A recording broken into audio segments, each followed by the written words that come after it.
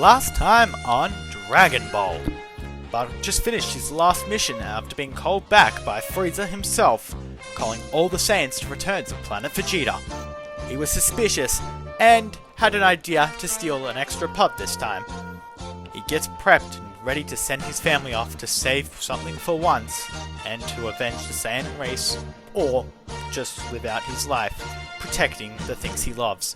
What will happen and what will Bardock do? Find out now on Dragon Ball.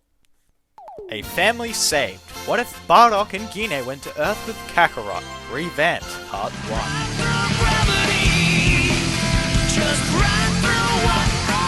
Hey guys, Lag here and welcome back to the channel. Now, this What If I'm currently doing is a revamp of one of my old ones, and I'm going to redo it because, yeah, I'm going to play a quick clip to show you guys of how terrible it was. And I thought, well, this would be a great idea to kickstart my channel.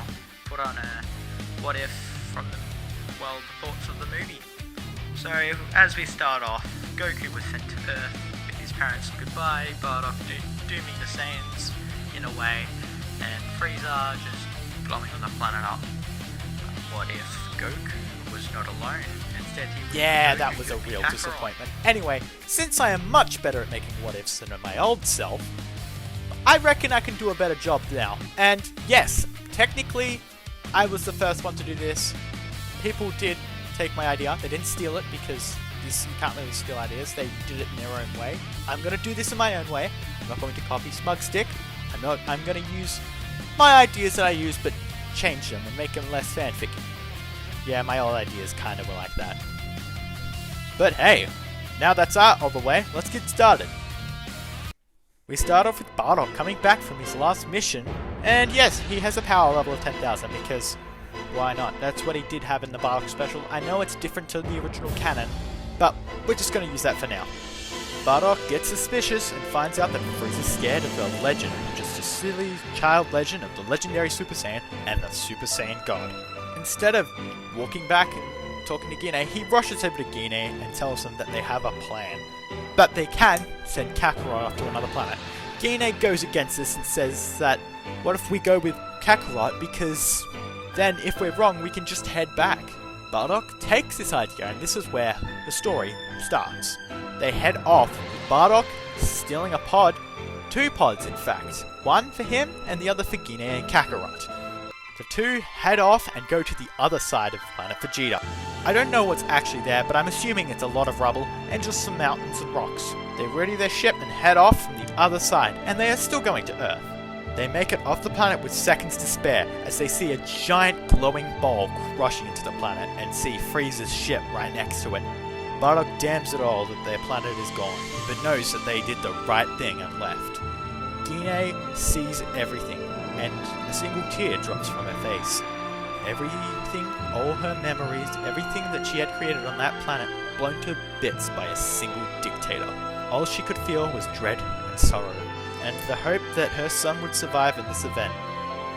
Braddus, of course. The family races off to space. As time passes, the 3 Saiyans land on Earth, Bardock being the first to get out, and he sees the land, and the first thing he spots is a little cave.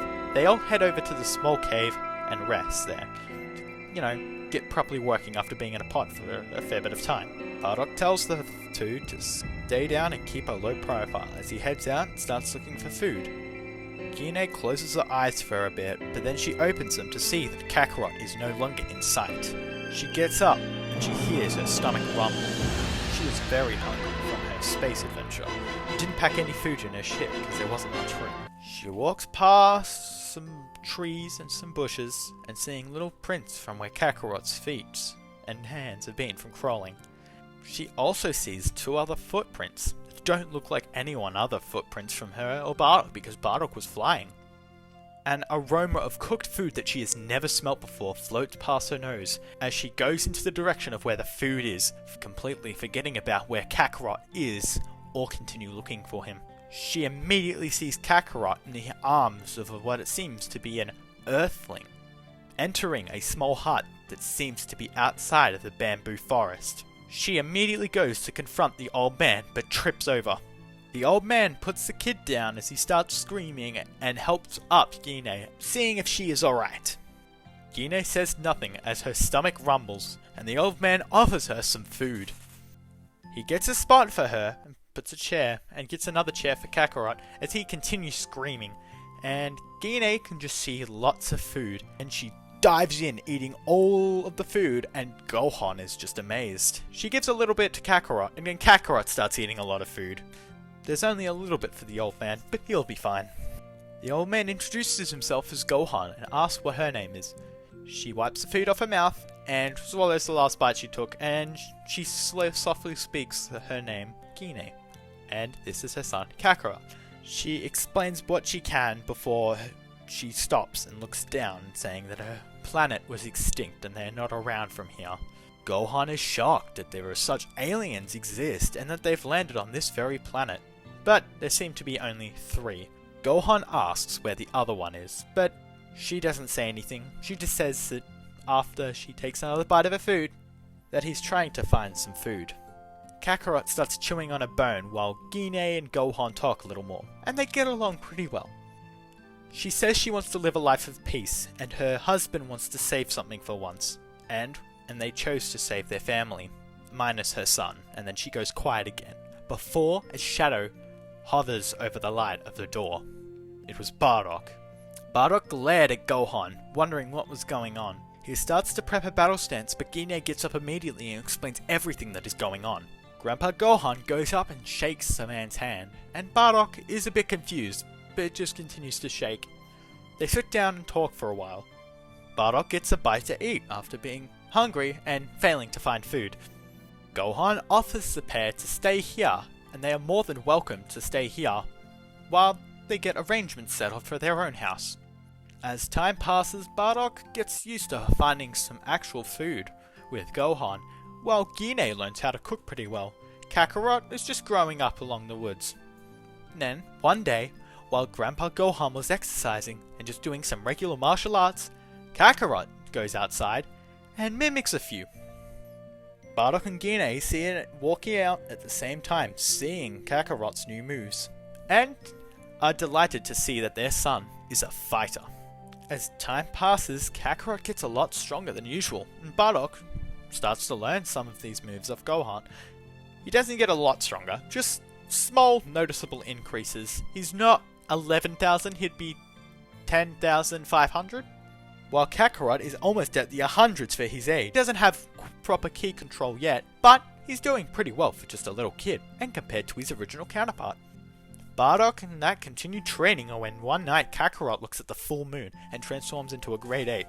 This isn't really a big problem because Bardock is still tons stronger and knocks out the kid. Doesn't cut his tail off, but he's able to knock him out. From now on, they sleep a lot earlier, so then Kakarot doesn't wake up, doesn't turn into a great ape or an Ozaru. Bardock makes his own house. He gets used to constructing a little bit, so he makes a small hut next to Gohan's house. A little bigger so Bardock, Gine and Kakarot could all fit in the one house.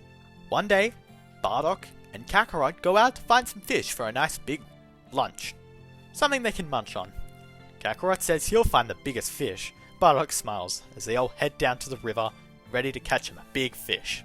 Grandpa Gohan goes to cut up some wood ready to Grandpa Gohan gets some wood ready to start a fire because they won't be able to cook a fish that big inside. Well, if Kakarot does get a big fish, it'd be pretty hard to cook indoors. And they don't want to cut it up into little bits, because they'll do that once it's cooked, because, you know, he's feeding 3 Saiyans. That's a lot of food they'll have to go through. Gine starts preparing the spices, as well as cutting up some vegetables ready to go alongside the dish, and a lot of other extra stuff. She loves cooking. She is very used to Earth's food, and is more accustomed over the years. They have completely forgot about Frieza, but Raditz does ponder in their mind time to time, but Bardock assures that he'll be alright. He's with Prince Vegeta after all. That day, a car rocks up with a little girl in it known as Bulma. She goes over and enters the house, knocking on the door. Gine gets out and she's shocked to see another Earthling. Gohan comes over and welcomes himself to the young girl and asks what she's doing out in the woods all by herself. She explains a few things before Gohan offers for her to stay for lunch for a bit. Kakarot and Bardock come back, with Bardock winning the competition of the fish by having a little bigger fish. Kakarot wants to get the biggest fish next time, as they two laugh and are frozen when they see a different person at the door. They all head inside as the fish is cooking, and they learn about everything. How Bulma wants to go find all the Dragon Balls and grant a wish. This grabs Bardock's attention, but he's just a little confused that such things exist. But he offers for Kakarot to come along, because Saiyans normally get sent out at the age of 2 to 3 to their own planet. So Kakarot's 10 or 11 and he'll be fine. Gine actually says sure. Gohan agrees, and the pair, after eating their huge lunch, go out and to find the Dragon Balls, and this time it will be way too easy compared to what happened in the original. Since Goku's power is roughly around 100, or probably 100 plus now because of his age, Kakarot is able to jump up so high that he's able to knock the dinosaur out and save Bulma. The whole turtle story goes the way that it normally does, except Kakarot doesn't pull Bulma's panties off. Yes, that still happens. Roshi. Moving on, Oolong is caught out pretty easily. There's no real change there. The whole Yamcha thing, Yamcha gets wasted. Like, Goku is still hungry, and their van does get taken out. But there's really no problem there. Bulma's got some spare capsules because Yamcha gets wasted. Like, come on, power level is 7 to 100. I'm surprised if Kakarot hasn't killed him yet. He literally got slapped around. As they find the Dragon Ball at Fire Mountain, it's obviously covered by the mountain's fire. So, what does Kakarot do? They get Roshi as usual. But when Kakarot fires the first Kamehameha that he ever has fired, oh boy, it is a lot bigger than usual, and I can tell you that this Kamehameha isn't friendly. He didn't aim it at a car this time, but it still takes out the mountain next to Fire Mountain. Roshi is blown away. A little kid can perfect his technique in a matter of seconds. Roshi offers to train him, but he says he will after he finds all the Dragon Balls. Everything from here is roughly the same as usual, but when we get to the Pilaf gang, Kakarot just wastes them. There is no joke about it. Why? Well, after they are captured for the first time, Kakarot breaks out with a Kamehameha, and since he's so powerful, he bursts out. And Yamcha and him take him out fairly easily. Oolong still wishes for panties. That dirty little bastard.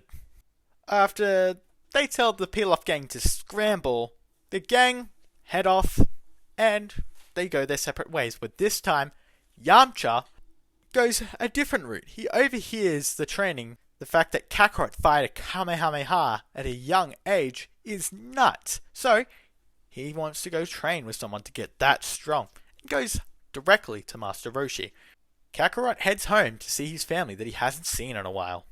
Kakarot heads back and tells his parents about the amazing journey, and how that the wish was wasted by a stupid dirty pig. They'll laugh as Kakarot tells Gohan that he met an old friend of his named Master Roshi. Gohan is insanely blown away that they met him on the journey, and say it's a small world out there. Then he tells them to go outside as he's going to show them something cool.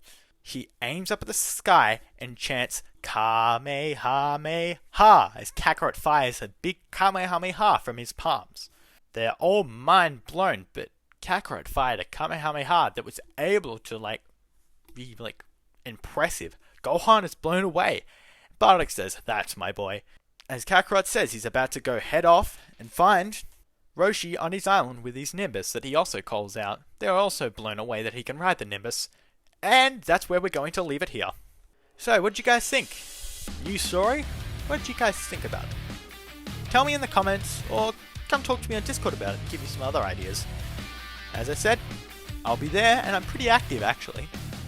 As well as if you guys leave a like and subscribe, I'll make sure I do a part 2. And if we get up to 300 likes, and you guys really want a part 2, I will do it. Now, quick shout out to my Patreons. My Chaos Saiyans, J2 Wavy, and the power of the Ultimate Hedgehog, Professor X. Thank you so much for helping out and pledging your support. Now, links down below if you want to become a Patreon, but put you guys first. Thank you to everybody who helped out in this video, and thank you to everyone on Discord. We have reached 100 members and I am mind blown. And I'd love to go up to 200, but there's no rush. Now, talk to you guys later. Have a great day. See you later.